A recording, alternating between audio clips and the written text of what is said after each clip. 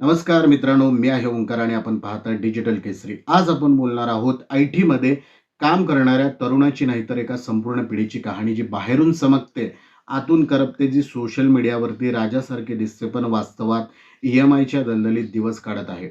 ही कहाणी आहे त्या लाखो आय-टी युवकांची, ज्यांचे फोटो Instagramवर पाहिलं तर वाटतं की वाह! किती भारी लाईफ आहे. पण जेव्हा बँक अकाउंटवर नजर टाकली जाते, तेव्हा तिथं शून्यापेक्षा खाली गेलेली क्रेडिट लिमिट दिसते. ऑफिसमधील पोस्ट, LinkedInवरचे मोटिव्हेशनल कोट्स, महागड्या कॅफेचे फोटो, बुलेटच्या शेजारी उभ्या केलेल्या पोजेस, परदेशी ट्रिप्स, iPhone 15च्या मिरवणुका, हे सगळं पाहून लोक म्हणतात, की हा मुलगा आयुष्यात खूप पुढे गेलाय. पण त्याच्या आयुष्याच्या मागच्या पडद्यावरती सर्वात मोठं प्रॉप आहे, ते म्हणजे कर्ज. आय-टी सेक्टरमध्ये प्रवेश करताना त्याच्या मनात एक वेगळी कल्पना होती. पगार मोठा आहे म्हणजे लाईफही मोठी जगायची. पहिलाच पगार झाला आणि घेतला iPhone, bullet, Apple watch, earbuds, branded कपडे, पार्ट्या, ट्रिप्स, सगळं काही ई-एम-आयवरती. आणि सगळे घेतात, मीच का मागे राहू, हा त्याचा स्वभाव. वडील घर खर्च सांभाळतात. आईची माया अजूनही मोफत मिळते आणि स्वतःचा पैसा दिसण्यासाठी, दाखवण्यासाठी, इम्प्रेस करण्यासाठी खर्च होतो. महिना संपण्याआधीच अकाउंट रिकामं होतं आणि मग उधारीची सुरुवात होते. कधी मित्रांकडून 500, कधी 2,000, कधी ऑफिसमधल्या लोकांकडून. एकच वाक्य, पुढच्या महिन्यात देतो. मग एके दिवशी अचानक श्रीमंत होण्याचा वेगवान ज्वर चढला आणि तो थेट उडी घेतो F&Oमध्ये.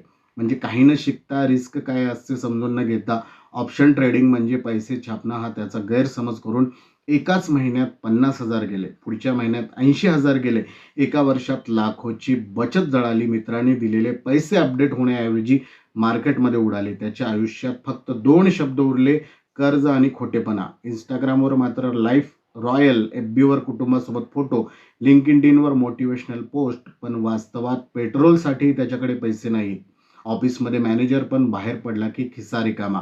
अगदी इतकं झालं की महिना अखेरीस घराच्या किराण्याचे पैसेही आई देत असते. मग लग्न झालं आणि खर्च वाढला.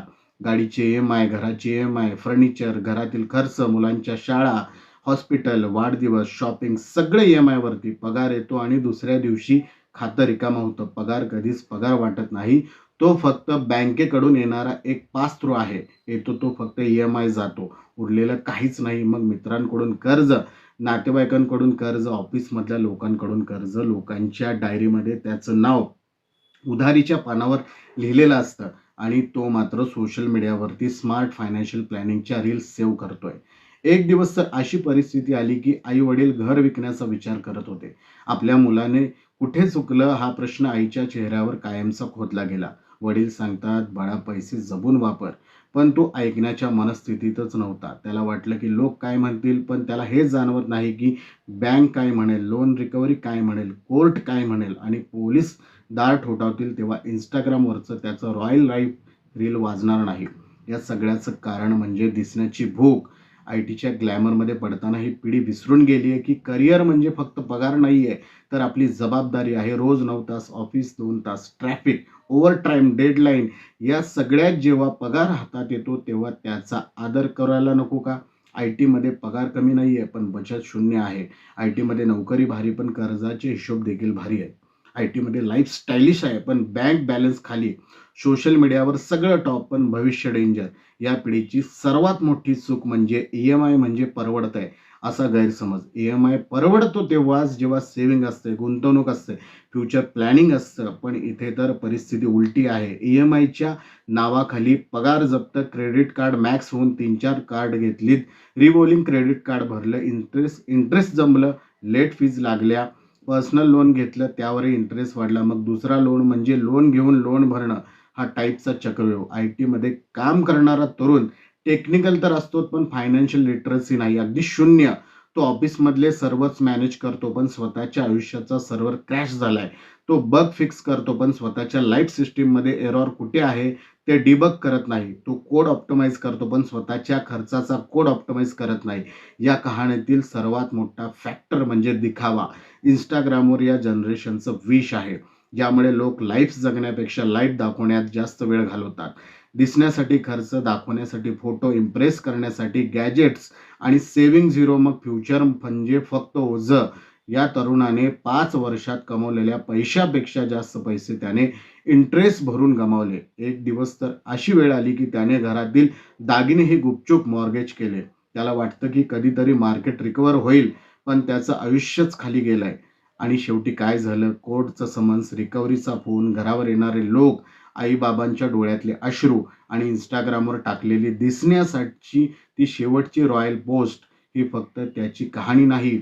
हे आय-टीमध्ये काम करणाऱ्या लाखो तरुणांचं वास्तव आहे. जिथे नोकरी आहे पण सुरक्षितता नाही, पगार आहे पण सेव्हिंग नाही, स्टेटस आहे पण स्थैर्य नाही, ई-एम-आय आहे पण फ्युचर नाही. मित्रांनो, आजच्या काळात आय-टीमध्ये काम करणं हे अभिमानाचं असू शकतं, पण आर्थिक शहाणपणाशिवाय ते अभिमानाचं राहत नाही. ई-एम-आयचं वसन, उधारीची सवय, एफ अँड ओचं नाव, क्रेडिट कार्डचं आकर्षण, ही चारही गोष्टी मिळून जीवन संपवतात. आणि म्हणूनच एकच धडा, दिसण्याऐवजी होण्यात गुंतवा, गॅजेट्सवर नाहीतर ग्रोथवर खर्च करा. इतरांना प्रभावित करण्यापेक्षा स्वतःचं भविष्य सुरक्षित करा. कारण शेवटी सोशल मीडियावर दिसणाऱ्या लाईक्स, रील्स, व्ह्यूज यापैकी एकही गोष्ट फ्युचर सिक्युअर करत नाही. But your saving and discipline does. दिखावा लोकांसाठी असतो, पण कर्ज आयुष्यभर तुमच्यासोबत राहतं. म्हणून स्वतःला सांभाळा. कारण आय-टी प्रोफेशनल म्हणून जगणं सोपं आहे, पण आर्थिकदृष्ट्या वाचून राहणं त्याहूनही अधिक कठीण आहे. ही आहे आधुनिक आय-टी पिढीची खरी कहाणी. तर अशाच माहितीसाठी डिजिटल केसरीला लाईक करा, शेअर करा, फॉलो करा आणि यूट्यूबवर देखील सबस्क्राईब करायला विसरू नका. तत्पूर्वी धन्यवाद. पुन्हा भेटूयात नव्या माहितीसह.